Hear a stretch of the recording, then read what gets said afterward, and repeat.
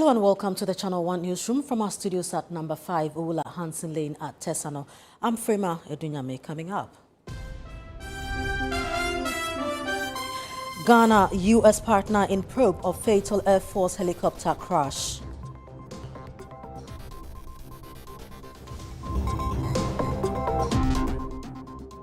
Ghana Revenue Authority GRA hit with 2 million Ghana city judgment debt over unfair license suspension. You suspend their licenses, they take you to court. Give us the reasons why you suspended it, you can't give them.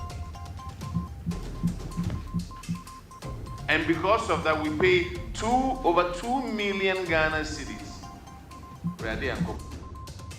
Also coming up, annual Bagre Dam spillage sparks fears of flooding in northern Ghana.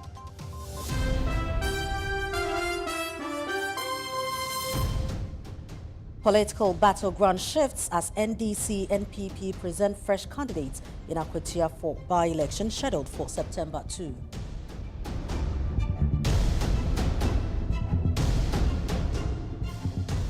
Coming up in Channel 1 Business.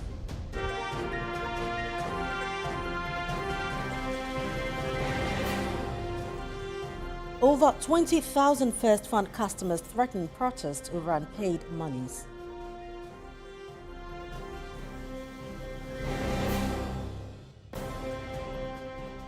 And in Channel 1 Sports.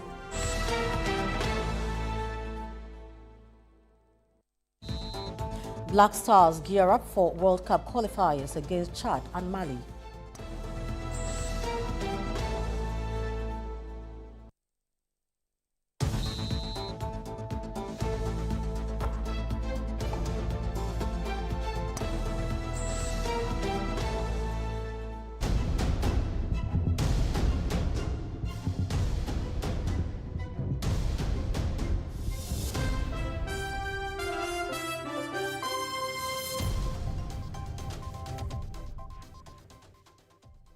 Thank you very much for staying with us. Now, in our first story, the Ministry of Finance has officially commenced investigations into the recent Ghana Air Force Z-9 helicopter crash with support from the United States Air Force.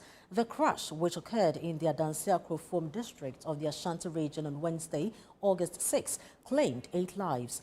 In a statement signed by Acting Minister of Defense, Dr. Kasiel Ato-Forson, and issued on Monday, August 25, the ministry disclosed that an investigation board has formally begun its work to determine the cause of the accident. According to the release, quote, the board is chaired by the National Security Coordinator with membership drawn from the Ghana Air Force and the Aircraft Accident and Incident Investigation and Prevention Bureau of the Ghana Civil Aviation Authority. The United States of America is providing advice and assistance to the board through visiting investigators from the U.S. Air Force, unquote.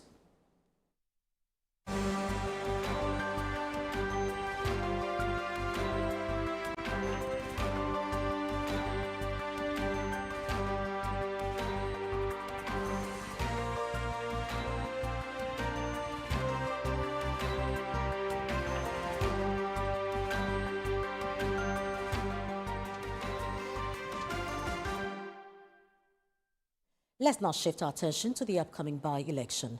The political landscape in Akwatia is being redrawn as 2 newcomers step into the spotlight, each promising a new chapter for the community. Both the NDC and NPP are presenting first-time candidates for the September 2 by-election in a constituency that echoes past victories and defeats for both sides.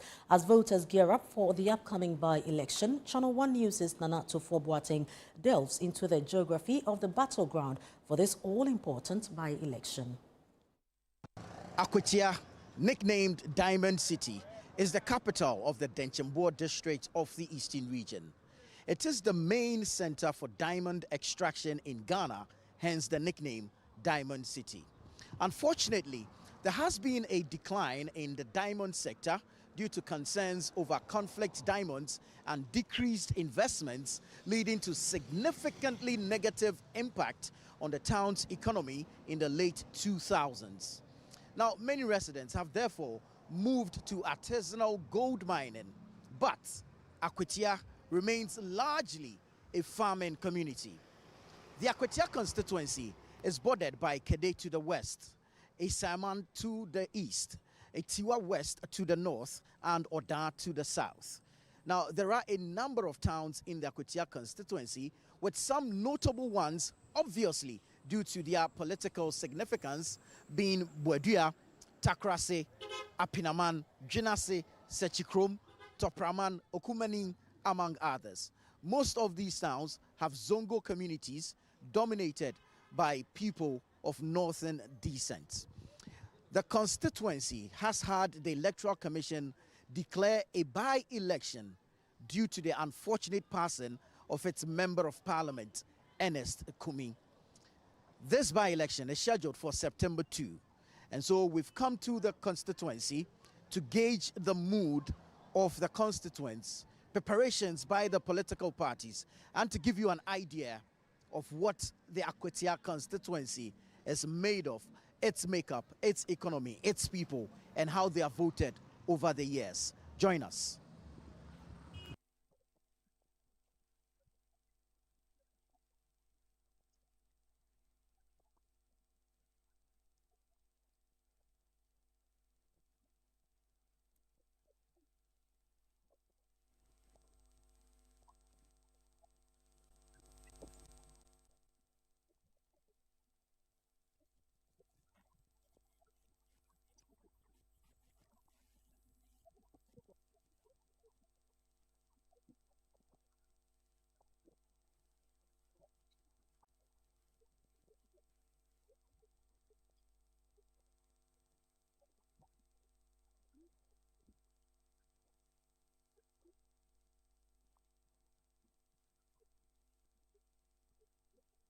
I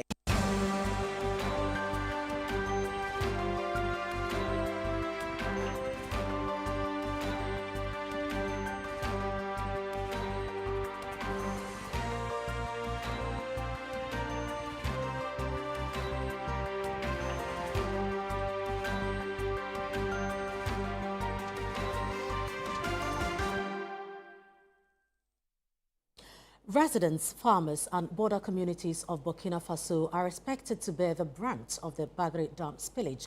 Now, this follows an announcement from Sonabel, the power utility company of Burkina Faso and manager of the Bagre Dam and Kompienga dams. Over the years, the annual spillage has triggered widespread flooding in downstream communities in Ghana, particularly in the Upper East and Northeast regions, destroying farmlands and displacing families. The Member of Parliament for Bumpurugu in the Northeast region, Dr. Abednego Bandim, whose constituency lies directly in the path of the spillage, joins me now in the studio to discuss the looming threat and the level of preparedness as flood waters are expected to hit border communities. Thank you very much, Honorable. You're welcome to Channel 1 Newsroom. Thank you. So let's quickly go straight to your region. Can you share with us the communities that are going to be directly affected by this spillage? Thank you so much.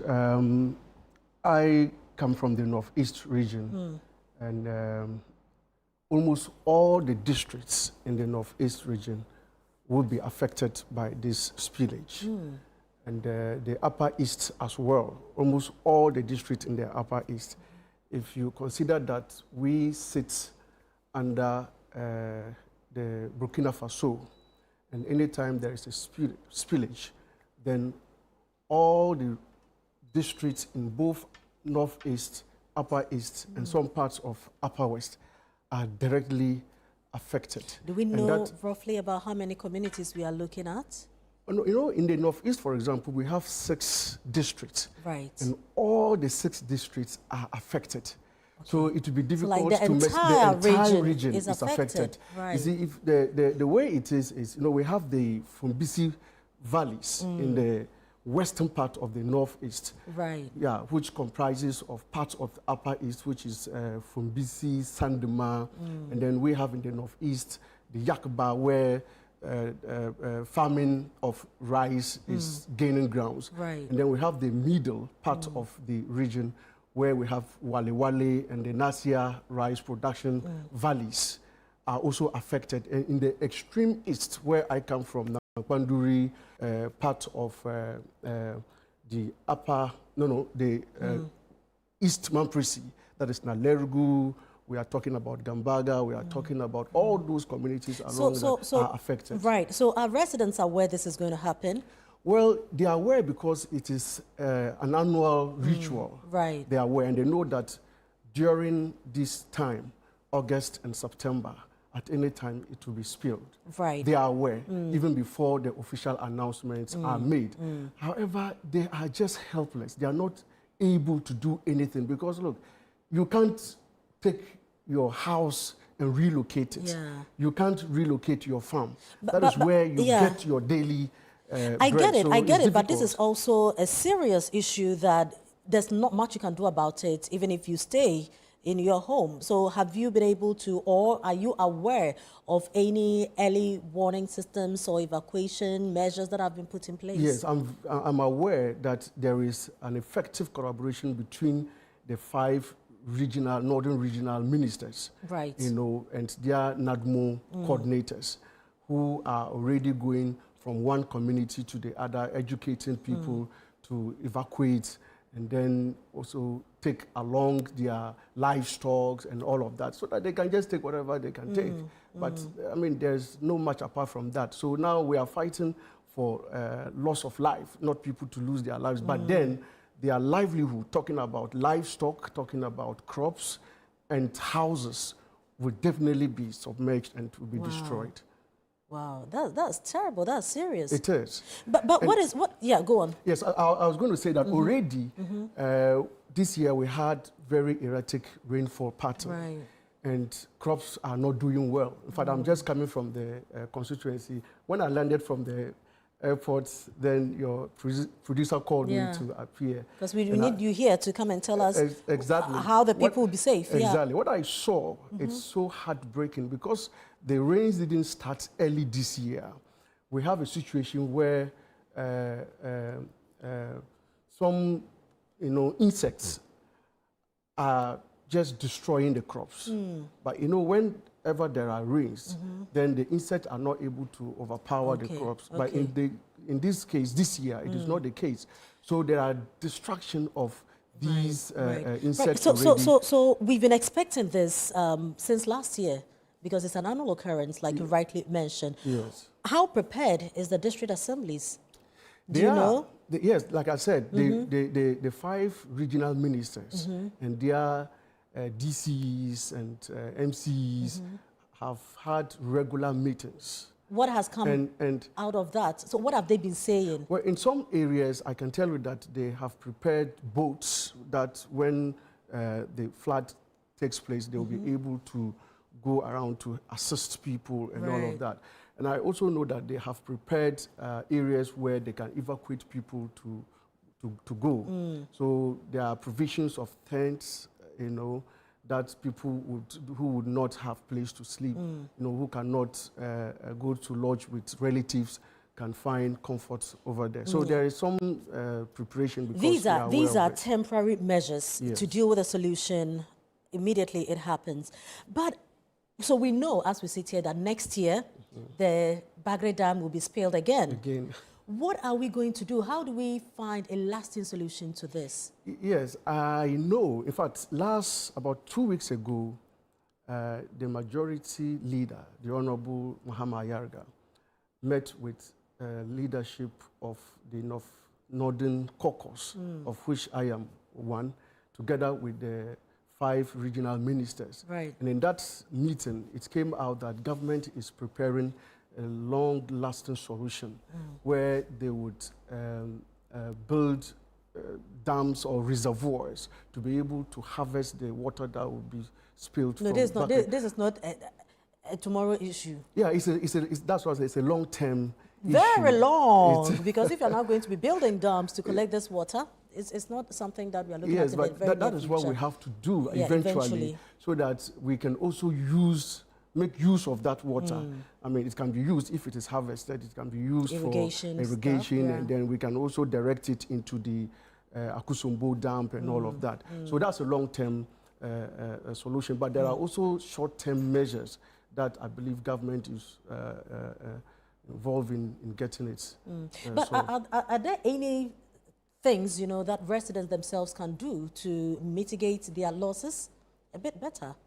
Well, for residents, apart from bringing experts for them to educate these farmers and areas where houses are submerged, there is nothing much that they themselves can do to help themselves, apart from relying on government on an annual basis. When it happens, then they rely on government through the NADMO to provide them with some food and maybe places where they can lodge until the water goes. So it's something that we need a national dialogue on, where we can have stakeholders, experts who would come together and begin to discuss solutions to this problem. In this regard, are you privy to any measures or any help that the government would give these affected residents? Because you've mentioned that they can't do much apart from ensuring that lives are not lost. You are pretty much sure that in terms of livestock, in terms of farms,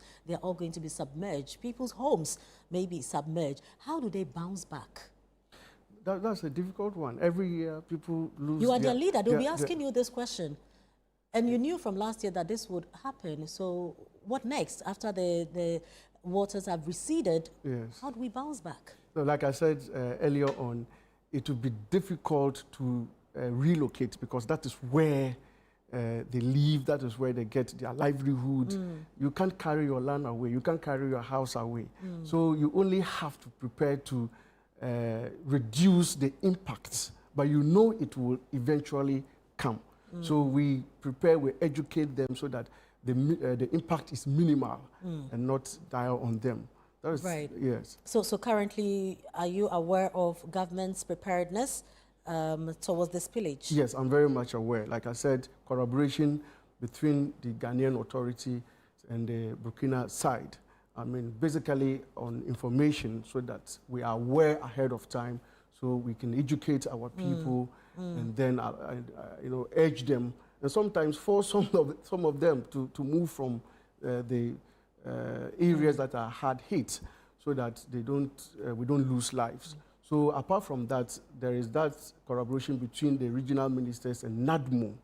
The NADMO head office is also aware and adequately prepared with all kinds of materials. I like the fact that you are prepared. You know, expecting the disaster, if I can put it that way, that would happen. So if your constituents are listening to you, if they see the water coming, what should they do? Who should they call? Where should they go? Are there safe havens they can visit? What exactly practical measures that they should take? What should they do? In fact, this has been ongoing, like I said, because it is an annual activity that they are aware of. They are aware of buffer areas where, when they are hard hit, then they can move to where tents will be provided. I think up to now, yesterday when I interacted with the regional minister, he gave an indication that they were putting up some tents in some areas, hoping that when it happened, then they will evacuate people to those areas. So we have community leaders, the assembly members, everyone is involved. So there is a lifeline that is given out there. People have it. So when they have challenges, they know who to call. The district assembly, there are the NADMO officers very much ready, including assembly members and opinion leaders in the various communities. So there'll be temporary resettlement places for the people to be, but we don't know which specific areas yet. Yeah, I will not be able to mention them, but I am aware through the regional minister that they have made preparations. All right. So in wrapping up, what would be your direct message of caution to your constituents who are watching you now? Yeah, so my caution would be that people shouldn't take this spillage for granted. Sometimes because they think that water can be toyed with. No, water comes, and it comes with full force. There is a saying that we play with water only when it is in the calabash, but not when it is flowing. So I will caution my people to quickly evacuate when they see water coming, and farmers particularly. But in my area, it is down the scarp that we are affected. So farmers should leave the area. I know they go there and they sleep sometimes for weeks and months, do farming before they come back home. So if they can do that only during the day and leave their farms in the night. They don't sleep there. Very well. It will help us a lot. All right. Thank you very much, Member of Parliament for Bumpurugu in the Northeast region, Dr. Abednego Badim. Thank you for your time. Thank you for having me. Right, this is the Channel 1 Newsroom. Still moving on, the Auditor General has revealed that the Ghana Revenue Authority, GRA, incurred a judgment debt of over 2 million Ghana cedis following the suspension of licenses of 3 companies for alleged malfeasance without granting them a fair hearing. According to the Auditor General's report, the GRA failed to provide relevant evidence to justify its actions, resulting in the court awarding a judgment debt against the authority. Channel 1 News' Hisni Aikwe Okain reports. Appearing before the Public Accounts Committee of Parliament on Monday, the management of the Ghana Revenue Authority, GRA, disclosed that it is facing challenges in retrieving a 2 million Ghana cedi judgment debt, which arose from the suspension of licenses of 3 companies accused of malfeasance. The suspension, carried out without due process, resulted in a court ruling against the authority. The recommendation is to charge specific officers that were involved. At the moment, we have had difficulties given the circumstances surrounding how this event occurred to be able to identify the officers and assign them. And that's why we are reporting back to the committee that we have had difficulties in actually identifying the officers to be able to practically implement the recommendation. This is very interesting. Whoever made that decision to suspend their licenses should have had some kind of piece of paper that they looked at. Or these companies may have some paperwork at GRA. You suspend their licenses, they take you to court. Give us the reasons why you suspended it, you can't give them. And because of that, we pay over 2 million Ghana cedis. Speaking to journalists after proceedings, the Commissioner General of the Ghana Revenue Authority, Anthony Kwesi-Sapong, gave the assurance that efforts are underway to recover all debts owed by state institutions. We are taking strides and taking all the actions to recover all the amounts that taxpayers owe. And as you may witness from our engagement with the committee, we have done tremendous effort in terms of the report that we presented to them, achieving greater strides in recovering the taxes, and we also assure that the remaining amounts will continue to work with taxpayers and collect it, ultimately to collect the revenue for national development and in support of the President's vision of resetting and building this nation. The Controller and Accountant General, Kwesi Ejei, also appeared before the committee and dismissed reports by the Auditor General suggesting an overstatement of the public debt by 138 billion Ghana cedis. To the debt figure, we look at that for central government and guaranteed SOEs, and then the unguaranteed SOEs, and the summation of the two gives us a total for the whole of government accounts. When we did that, our figure for the whole of government accounts was 861.4 billion. And that of the central government and the guaranteed SOEs came to 711.4 billion. And this is what we reported in the financial statement. But after the report was submitted to Parliament, we met with the auditors, and then we did some reconciliation. But we still came back with the same figure, the same 861 billion for whole of government, and then 711.4 billion for central government and guaranteed SOEs. So far as we are concerned, we reconcile. The figures haven't changed. The figure, as we see in the financial statement, is the same as we have after the reconciliation, and they haven't impacted on the accounts of the state. There wasn't an overstatement, but just some few reconciliations that we have to do with the auditors.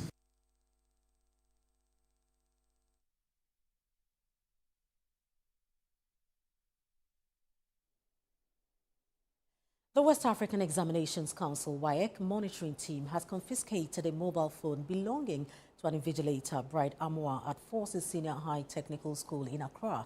The incident occurred on Monday, August 25, during a monitoring exercise at Burma camp while candidates sat for their first major paper, social studies.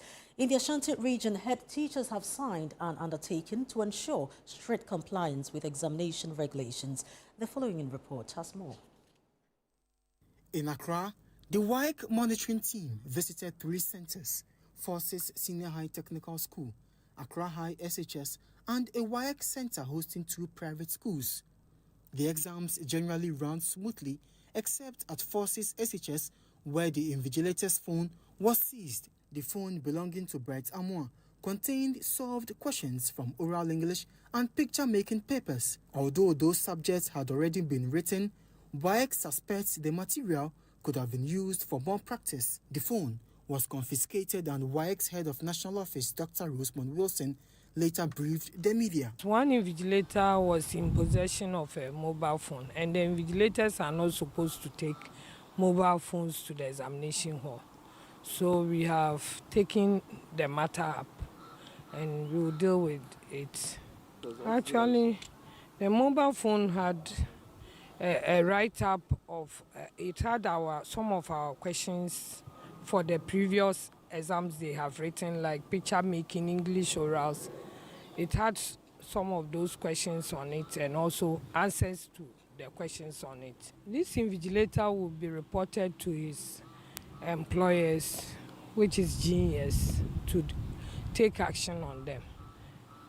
In the Ashanti region, Kumasi Metro Education Director David Opon disclosed that additional invigilators and supervisors have been deployed to identified hotspot centers. He further noted that head teachers have signed undertakings to strictly enforce examination rules.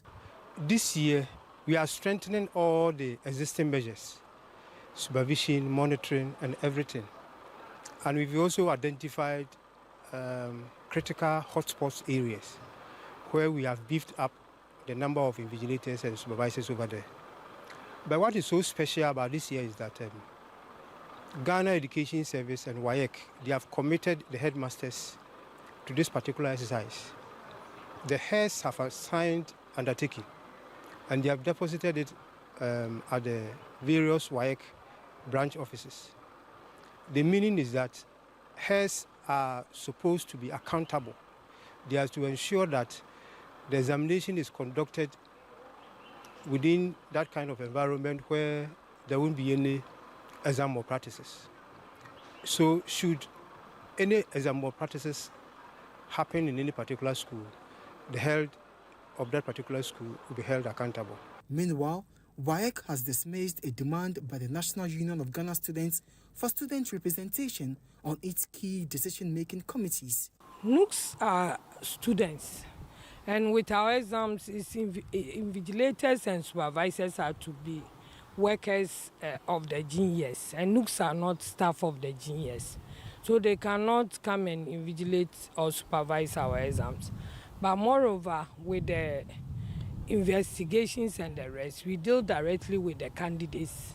And those candidates who are minors, they come along with their parents, and also they come along with their parents and also with their teachers to do the investigation. So we don't actually need any NUCs. We don't know the role that they want to play concerning the investigations.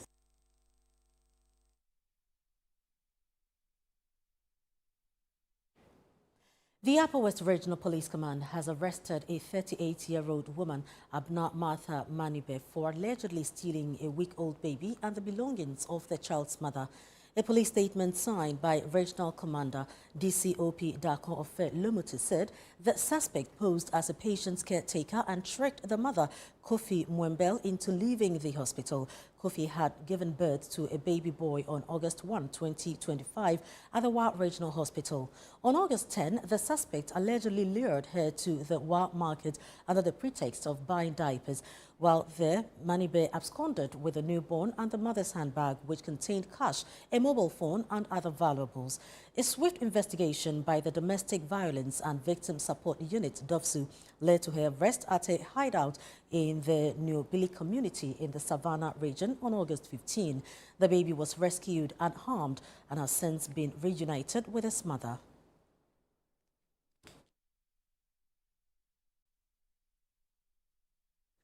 This is a Channel 1 newsroom, still to come. Over 20,000 First Fund customers threatened protest over unpaid monies.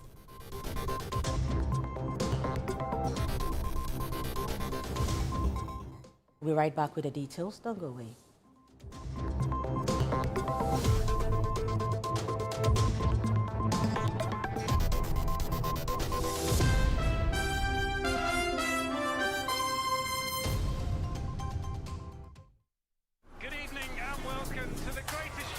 This is a people's game.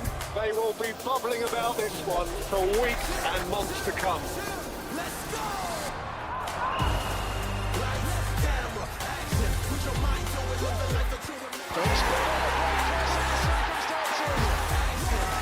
It's on SuperSport all season long. Pay your subscription today. Dial *759#. Available on DSTV and GoTV. Hey Ghana, so you people know Miss Brother once more. If you knew, it's your boy. Kill them all, kill them all. But this time, I'm not only killing mosquitoes, I am killing the great. See? This wouldn't have been possible if I didn't have the perfect mosquito-free atmosphere. Thank you, Out Insecticide. And yeah, Out Mosquito Coil. For a mosquito-free atmosphere, trust Out to... You are not serious. Out Insecticide. So ya boa, faha.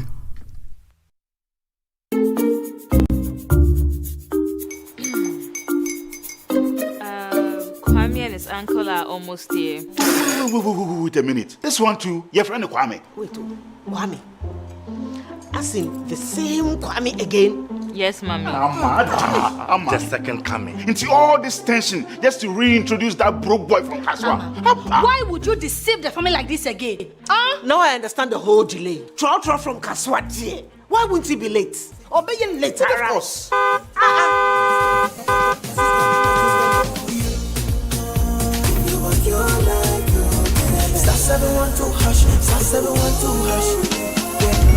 Go be the luckiest, go be from Georgia be luckiest, from not the cause she be luckiest. Yeah, you go be luckiest. No matter what you're luckiest, everybody go be the luckiest. That's Kwame! Send your God the apple boom. If you put it toy, so would the coming of the son of man be. Is that his car? Everywhere. Dial *712#. Choose your ticket. Enter your lucky number. Follow the prompts and let destiny handle the rest. This promotion is regulated by the NLA on the Caritas platform. Introducing Betway's Bet Influencer, a groundbreaking feature where you can make money by just sharing codes. He just needs to share his codes and make money.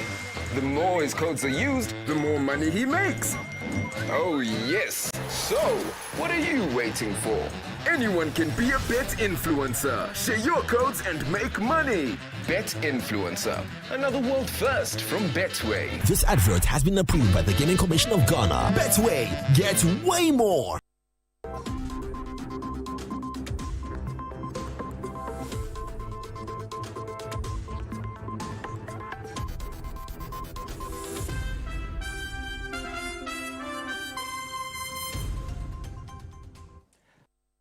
You're welcome back. Next is Channel 1 Business with Netele Nete Ajaho.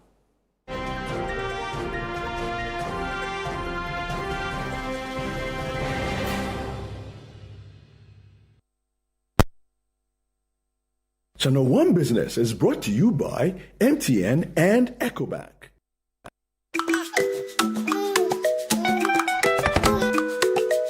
How may I help you today? We'd like to open a bank account.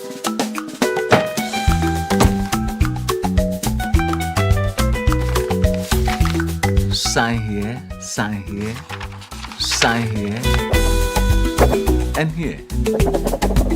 And now you draw direction to your house. I need your thumbprint. And I'll need your birth certificate too. No, I need the original. A lot has changed since you bank like this. So have we. We've made it easier than ever to open an account online and bank on the go through our mobile app, online banking, and more. EcoBank, a better way to bank your way. Sign here, and here. EcoBank, the Pan-African Bank. Natalie. Hello, Prima. There seems to be quite a lot happening in business, huh? Yes, 6 years after investors invested in First Fund and investment scheme, they've not received their monies and now they are threatening to go onto the streets. Tell us more. Okay. Now, disgruntled customers of First Fund and Investment Scheme previously managed by defunct First Bank Financial Services have threatened to protest if the Securities and Exchange Commission fails to release more than 170 million Ghana cedis in locked-up funds within 2 weeks. The customers, numbering over 20,000, say 6 years after the license of the fund manager was revoked, they have not been able to access their investments. As such, they are demanding urgent action from the regulator. There's more in this report. The customers of First Fund are lamenting the Securities and Exchange Commission's inability to release their locked-up cash years after appointing 3 different fund managers to oversee the distribution. SEC took over management of the fund from First Bank and first assigned it to TTL, which failed to make payments to the aggrieved customers. The regulator then handed the mandate to Octane DC, but that also yielded no results. The latest fund manager, SEM Capital Advisors, is yet to complete the reconciliation of accounts for payments to be made. Speaking to Channel 1 Business on their plight 6 years on, co-convener of the disgruntled customers, Johnny Kwabena said that failure by the SEC to meet their demands within 2 weeks will trigger a protest from the distressed investors. The board led by Professor Dodonu, they don't care about us. And what we are saying is that I think that the only language they understand is demonstration. And so our members are calling that very soon we are going to go back to SEC. We are going to talk to the Minister of Finance, the Honorable Ato Kassim, to look into this. We cannot allow private companies to come up, collect monies from the investing public, and decide on how they invest this money without recourse to shareholders. And at the end of the day, we lose all our funds. Once we have a regulator, the regulator should be able to come to our aid. As of now, we feel helpless because all efforts to get the attention of the regulator has proved futile. The customers are also demanding that President John Dramani Mahama and the government intervene. But now that there is no hope in sight, we are calling on the government to bail us out and to come to our aid at this point in time, take over the funds. And I know when they step in, they will be able to make the recoveries. But for now, they should come in and help us. The volume of outstanding corporate debt securities of the Ghana fixed income markets has dropped sharply by 95% between January and July 2025 from 919 million Ghana cedis a year earlier to just 44.2 million Ghana cedis. According to the GSE's July 2025 Fund Managers Report, the decline attributed to reduced issuance and retirement of existing instruments corresponds to a value of 8.40 billion Ghana cedis, down 14% from 9.82 billion Ghana cedis in July 2024. Here is more. Per the report, much of the fall reflect reduced balances from long-standing issuers. Eastway Savings and Loans PLC's debt fell to 75 million cedis from the 100 million, while the Ghana Cocoa Board's debt declined to 7.33 billion cedis from the 7.93 billion. Esla PLC and Dache Trust PLC, which together had more than 1.1 billion cedis outstanding last year, now have no listed securities. Some corporates, however, expanded their market presence. Casapreco Company PLC more than doubled its outstanding debt to 351 million cedis, while Federated Commodities PLC also appeared with 72 million cedis. Bayport Savings and Loans PLC and Lashego Ghana PLC also recorded increase. Despite these gains, government securities dominated the market, with total fixed income trading volumes surging 52% year-on-year, led by Treasury bills.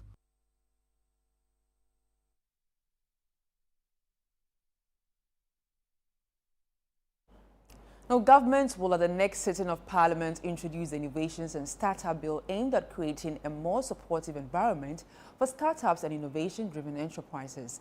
The proposed law seeks to establish a framework of legal and financial incentives to boost entrepreneurship, attract investment, and strengthen Ghana's digital ecosystem. There's more in this report by Daniel Sakiti. This was disclosed by Deputy Minister for Communications, Digital Technology and Innovations, Mohammed Adams Zutbaru, during the National ICT Week celebration. The next sitting of Parliament, we will be presenting a number of legislations aimed at making Ghana's digital ecosystem future-proof. Key among these is the Innovation and Startup Bill, designed to create a supportive environment for startups and innovation-driven enterprises through legal and financial incentives, capacity building, and streamlined processes. In addition, government is also preparing to roll out a national digital trust framework aimed at strengthening confidence in digital trade. Director General of the National Information Technology Agency, Dr. Mark Oliver Kevo, outlined details of the plan in an interview with Channel One Business. We are looking at outdooring our certifying agency. The certifying agency will be mandated to provide certificates for authentication, and this is to engender digital trust in the system. Meanwhile, board chairman of the Ghana Cocoa Board, Samuel Ofosu Ampofo, representing the vice president, noted that Ghana is well positioned to lead the continent in digital trade. With a diverse and dynamic economy, Ghana is well positioned to lead the continent in digital trade. It is within this context that bold national initiatives have been launched to accelerate growth, deepen innovation, and place Ghana firmly at the forefront of Africa's digital future. Government says it will continue to invest in the country's ICT space to serve as a catalyst for development. For Channel One Business, I am Daniel Sakiti. Let's now go on to the interbank market and check how the local currency is performing.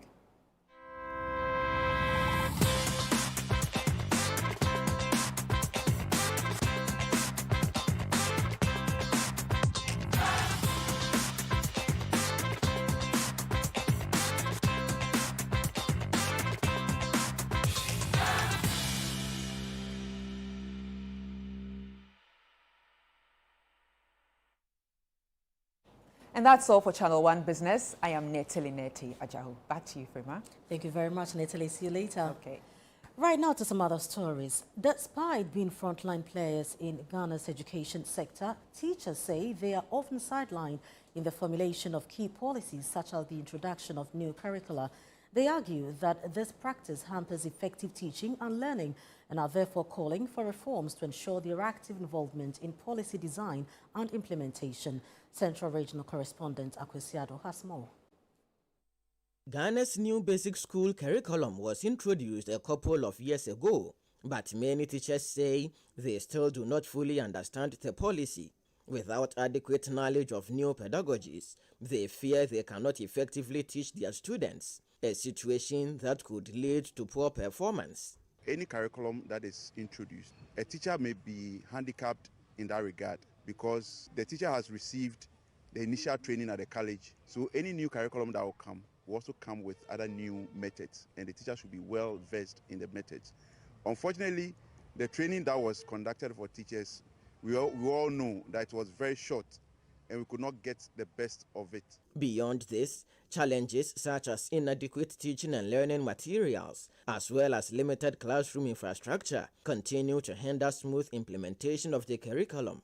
In terms of the assessment, the curriculum, designers should come down to in the rural areas, the villages, so that they can understand our challenges, they can understand where the curriculum that we are using, changes need to be done, where, we need to keep because it is making impact in the lives of the children. In the Gomwa East and Central districts of the Central Region, the Ghana National Association of Teachers, NAT, has rolled out an intervention to bridge potential knowledge gaps among teachers. We have professional development and membership education. So with Gomwa East, each year, academic year, we make sure we develop our members professionally, and this is one of the means through which we will develop them professionally. Experts also emphasize that continuous professional development and performance monitoring remain critical in shaping teacher effectiveness. They further insist that teacher welfare must be prioritized if reforms are to succeed. So it's about providing what we call continuous professional development for these teachers. It's train. And I would say for leaders as well, it's about monitoring. So going to the classroom and seeing all those training that those teachers have received. How are they implementing it? The welfare of teachers must be paramount. I mean, education is paramount. When our educational index is high, it solves all other indices of the social and economic structure. For the Channel 1 Newsroom, I am Akwasi Ado, Winneba, Central Region. You're still live on the Channel 1 Newsroom. We take a breather here. When we return, Black Stars gear up for World Cup qualifiers against Chad and Mali.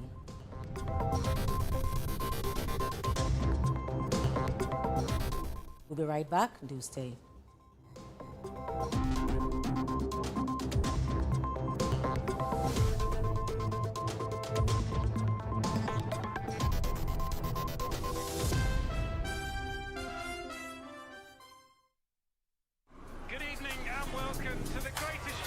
This is a people's game. They will be bubbling about this one for weeks and months to come.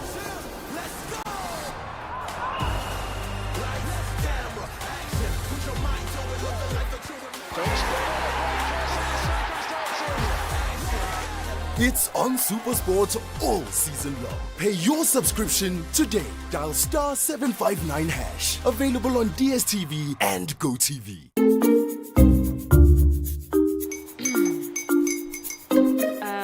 Kwame and his uncle are almost here. Wait a minute. This one too, your friend Kwame. Wait, Kwame? As in the same Kwame again? Yes, Mommy. I'm the second coming. Into all this tension just to reintroduce that broke boy from Kaswa. Why would you deceive the family like this again? Now I understand the whole delay. Troll from Kaswa, dear. Why wouldn't he be late? Or being late? Of course.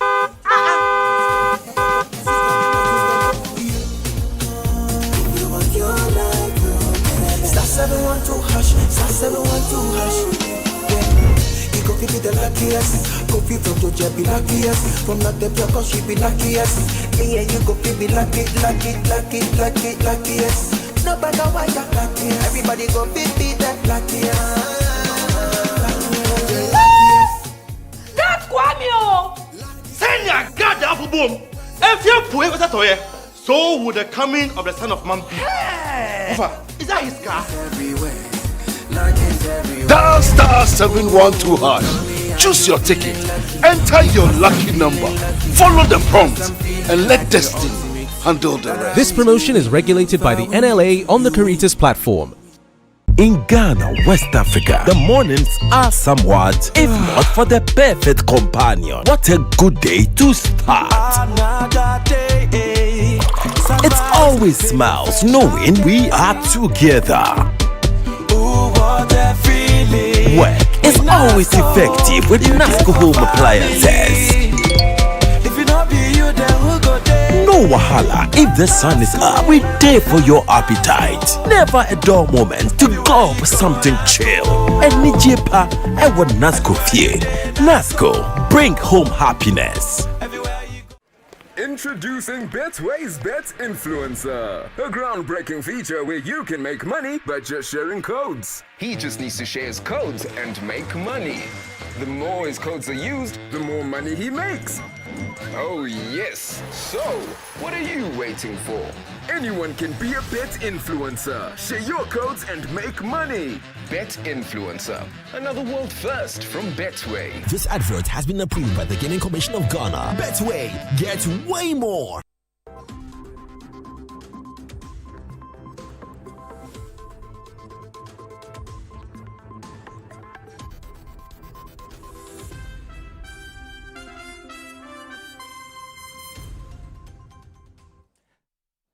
You're welcome back. Next is Channel 1 Sports with Bernard Abeku-Ochre.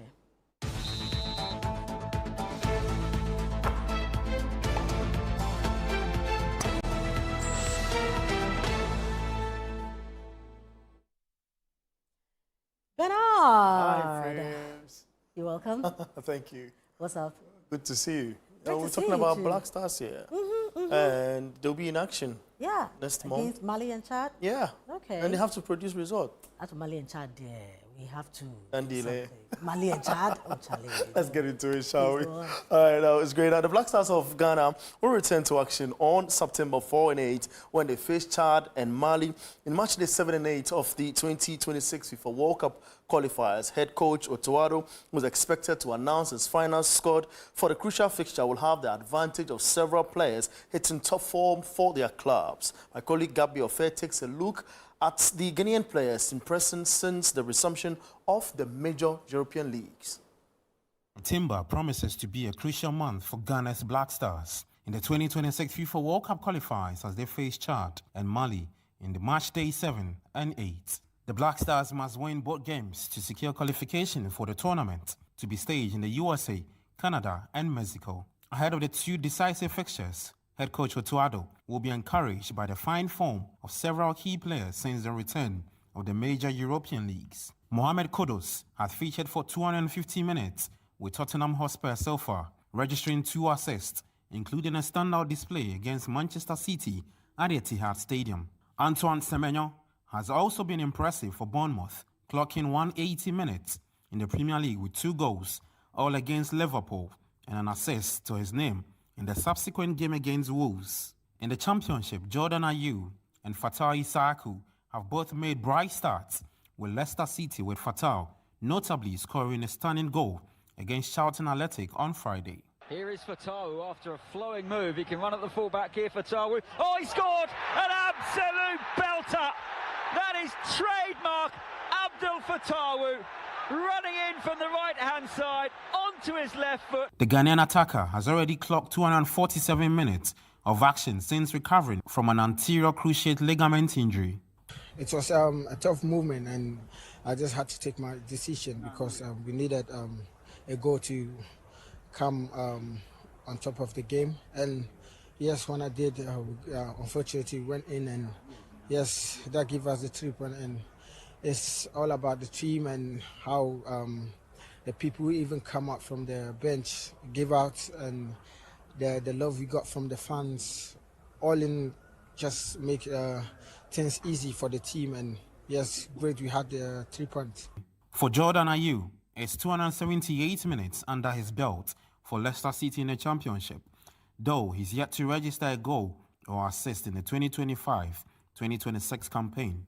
Still in the Championship, Brandon Thomas Asante has also made a strong start with Coventry City, scoring 2 goals and providing 2 assists in 253 minutes under manager Frank Lampard. In Spain, Ghana's vice-captain Thomas Partey has seen limited action, featuring for just 53 minutes with Villarreal in La Liga. With these performances in mind, head coach Otuado will be hoping his players can translate club form into the national team setup when Ghana face Chad and Mali in September. The Black Stars currently top Group I with 15 points and are in pole position to qualify for the 2026 FIFA World Cup.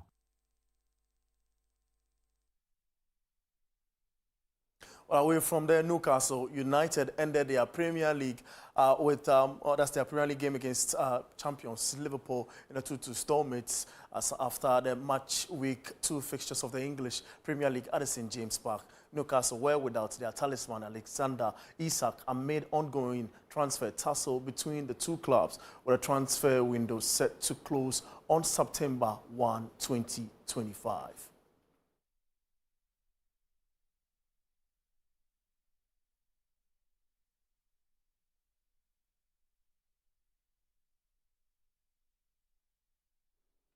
But that's the very latest from the world of sport, and I am Bernard Abeku. Friends, over to you. Thank you very much, sir. All right, and this is how we wrap up. This has been the Channel 1 Newsroom. Do visit our website, channel1newsonline.com, for more information on our top stories and more. Subscribe to Channel One TV on YouTube for more exclusive video content from Channel One TV. Download the Channel One TV app on Google Play Store and the App Store.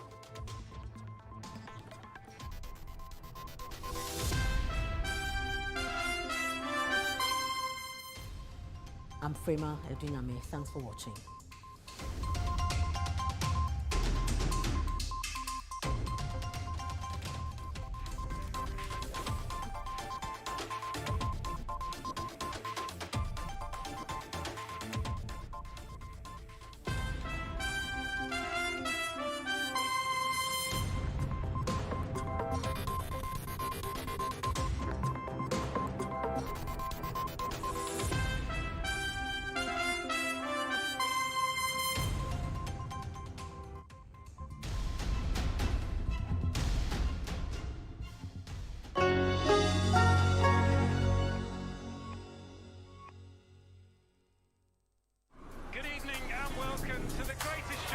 This is a people's game. They will be bubbling about this one for weeks and months to come. Let's go! Lights, camera, action. Put your mind to it, let the lights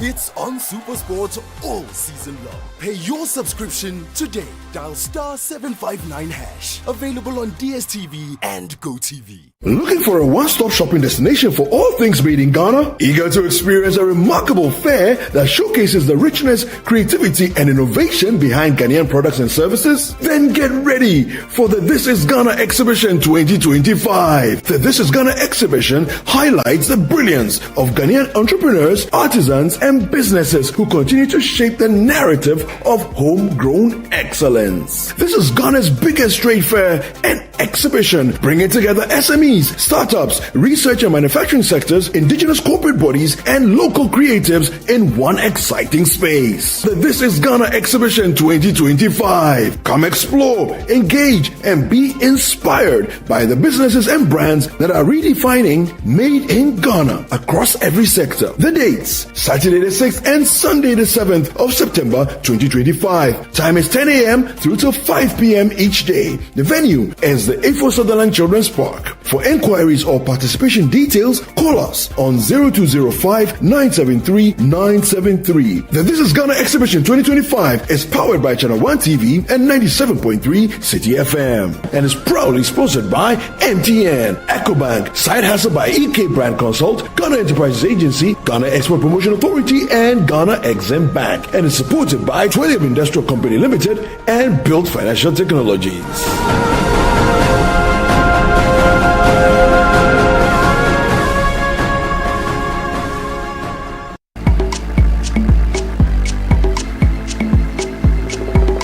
Harmony in the kitchen begins with harmony in the soul. And my guest, Fifi Flawless, is a musician. And what did they say? Music is food for what? For the soul. And so the philosophy is complete. I'm going to be preparing yams and garden next year. Okay. Yeah.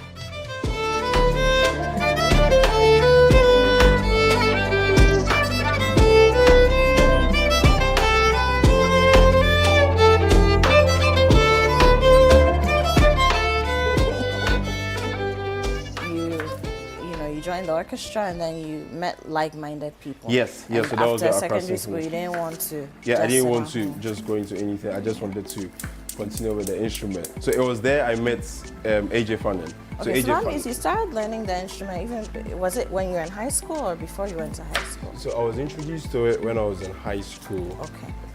This is a really nice package. It's really cool, isn't it? It's really nice. And I like the way they've done like the small sachets. So yeah, everything in one.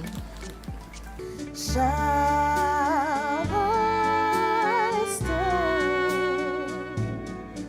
Would it be a sin if I end up falling in love with you? What's Cooking is brought to you by Tasty Tom and Lily Rice.